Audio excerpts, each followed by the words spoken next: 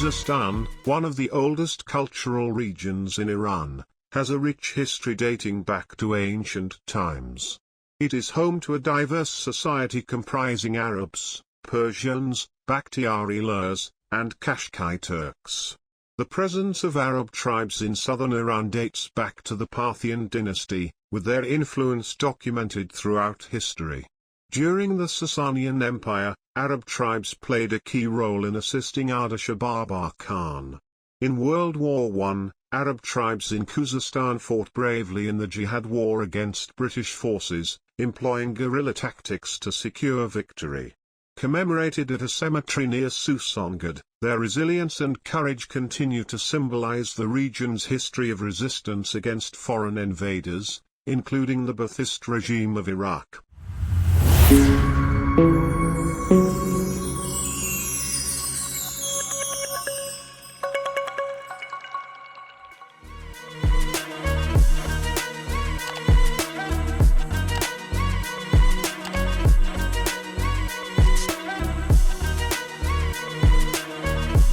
The Khuzestan region is one of the earliest cradles of ancient Iranian civilization and one of the oldest cultural regions on the Iranian plateau. It has been inhabited since the pre-millennium era, with people settling in the area. Today, the province of Khuzestan is home to various ethnic groups, including Arabs, Bakhtiari Lurs, Persians, and Kashkai Turks, among others. These groups collectively make up the diverse society of Khuzestan. Arabs constitute approximately 38% of the population in Khuzestan, making them a significant portion of the region's demographic makeup. The presence of Arab tribes or nomadic Arab groups in southern Iran has a historical precedent dating back to ancient times. These tribes have had a presence in Iran for centuries, and their history is intertwined with the history of the region. Khuzestan's rich history, cultural diversity, and geographic significance have contributed to its unique identity within Iran. The province is known for its historical sites, traditions, and its role in shaping the cultural mosaic of Iran. Historians say that Arab tribes have had a presence in Iran since the time of the Parthians. There are books and official documents that mention the presence of Arabs during that era. However, it's possible that Arabs existed even before the Parthians, but there is no concrete evidence regarding this. For example, historical books discuss Alexander the Great's conquest of Iran and mention that he passed through the southern region, including Khuzestan. They describe the conditions and situations in Khuzestan but do not make any reference to Arab tribes. Strabo, the renowned Greek geographer and historian, also focused on the Khuzestan region in his works and mentioned the various peoples living there, yet he did not mention Arab tribes. During the Parthian dynasty, there are documents and records indicating that Arab tribes had a significant presence on the Iranian plateau, particularly during the 1st and 3rd centuries CE. In the 3rd century CE, during the rise of the Sasanian Empire under Ardashir Babar Khan, Arab tribes played a notable role. Ardashir Babar Khan was the founder of the Sasanian dynasty, and during his campaign against Artabanus II, the last Parthian king, a tribe of Arabs assisted him. This tribe later became known as the Bani-Am or Bani Alam. This historical event is mentioned in Tabari's history, and he extensively discusses the presence of Arabs in Khuzestan. In ancient times, the region of Khuzestan was not as small as today, it was more extensive. One of the historically significant cities in Khuzestan, mentioned in historical texts, is Vahid Ardeshir, known today as Basra. It is said that many Iranian scholars resided in this city, dating back to the Sasanian era. As previously mentioned, Arab tribes had a presence on the southern plateau of Iran from ancient times, even before the advent of Islam. In the 15th century CE, a significant migration occurred, and Arab tribes entered the southern plateau of Iran, particularly the Khuzestan region, where they settled. These Arabs likely had their origins in Yemen and were initially known as the Yemeni Arab tribes. They migrated from Yemen to Iraq and, later, from Iraq to Khuzestan. Khuzestan was a vast and fertile land during that era, providing excellent conditions for agriculture and animal husbandry. Consequently, the Arab tribes that migrated to Khuzestan decided to make it their permanent home. After some time, they asserted control over the region, establishing their presence and demarcating boundaries between Arab and non-Arab communities. This historical development had a significant impact on the history of Khuzestan. There were indeed numerous tribes residing in the Khuzestan region. One of the larger tribes among them was the Bani Tarof tribe, which still exists to this day. This tribe, which controlled a significant portion of the area, included sub-tribes such as Beit Siyar, Hamadi, Farizen, Savari, and Muzri. The Bani Tarof tribe itself was divided into two main branches, Beit Syed and Beit Siyar. It is said that the lineage of these Yemeni Arab tribes who came to Khuzestan can be traced back to Hatim Altai, considered one of their ancestors.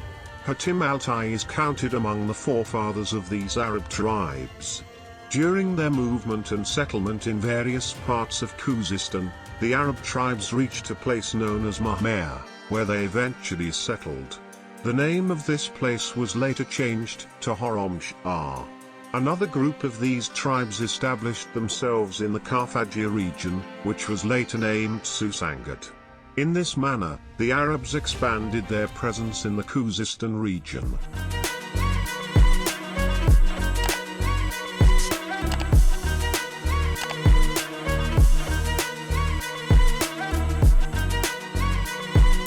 In 1935, in order to centralize power and reduce the influence of tribal leaders, especially the Arab tribes, the central government decided to exile the Arab tribal leaders to other regions and disarm them. This decision was implemented, and a significant number of leaders from various Arab tribes were exiled to more distant areas. Subsequently, their sons were also affected by this policy. The sons were either forced to migrate with their families to remote areas or were themselves exiled to different regions. As a result, Arab nomads moved to other parts of Khuzestan, including Dasht-e-Yazadigan, Susangad, Bestan, and Hawaiza, among others. Some groups also relocated to the village of Aliabad Arab, which was part of Gaxaran County. This policy marked a significant change in the demographics and tribal landscape of Khuzestan. With the outbreak of World War I, as mentioned in previous articles, Iran declared its neutrality and did not take sides in the conflict. However, Iran suffered severe consequences during the war, particularly in the southern regions. In a previous article about Riz Ali Delvari, the struggle of the southern people against the British was explained in detail. It all began with the issuance of a religious decree, fatwa. In this fatwa, it was declared that the Arabs residing in Khuzestan should resist foreign invaders, and a jihad, holy war, was declared. Therefore, this conflict is often referred to as the Jihad War. The Arabs of the region heeded the call and resisted against the British. This war had 3 phases, and in each phase, the Arabs of Iran were engaged in conflicts with the British. What's interesting is that the British had a well-armed military force, including cannons and tanks, while the Arab population in Iran had only simple weapons like sticks and clubs. They used the same tools they used for farming and herding in their resistance against the powerful British forces.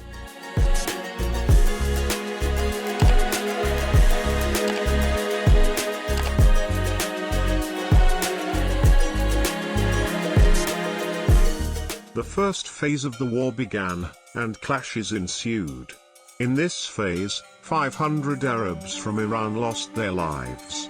However, they took actions to prevent the British from advancing further. The British realized they were facing strong resistance, and their initial predictions had been incorrect.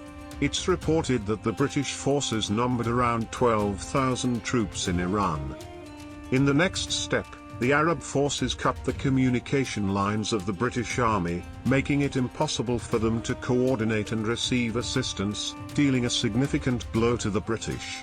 But the story didn't end there. In a subsequent move, the Arab forces also detonated the oil pipeline. The British had constructed a pipeline to transport Khuzestan's oil directly to their oil tankers. In this way, the British suffered their first defeat in the initial phase of the Arab resistance. The British, facing difficulty, managed to re-establish communication with their command center and requested reinforcements. Subsequently, they sent a significant number of troops to aid the British forces. This time, they weren't just British forces, they also had a contingent in India, and those forces came to the assistance of the British. In addition to that, they received artillery, weapons, ammunition, and other equipment from the British. During this phase, the Arab tribes were not alone.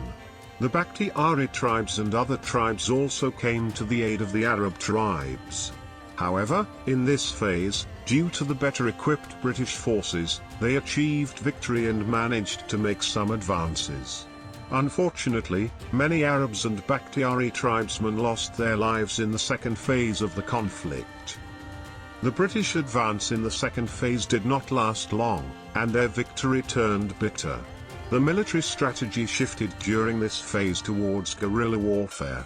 Iranian tribes began conducting nighttime raids on British military camps, disabling their artillery, looting their weapons and ammo, and inflicting casualties on their forces.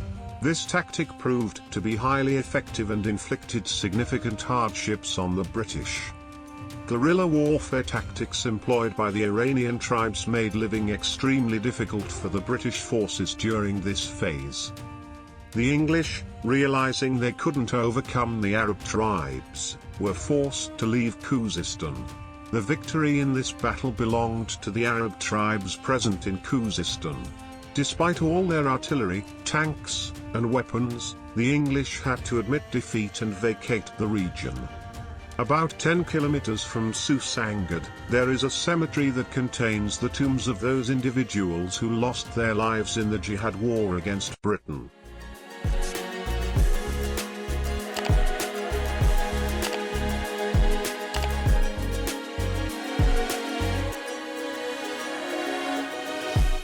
Once again, in subsequent periods, the Ba'athist regime of Iraq invaded Khuzestan.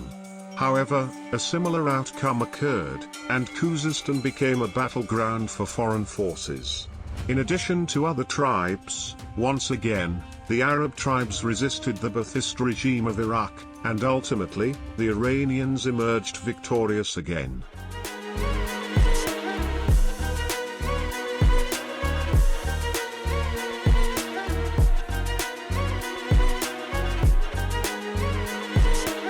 If you enjoyed this video, do not forget to like it, and share it with your friends. Do not hesitate to provide your view regarding this video by putting your comments below. Your comments would help us to improve our work, and also, they help us to take your views into account for the future topics that we select. Furthermore, you can subscribe to our channel to become aware of our new videos.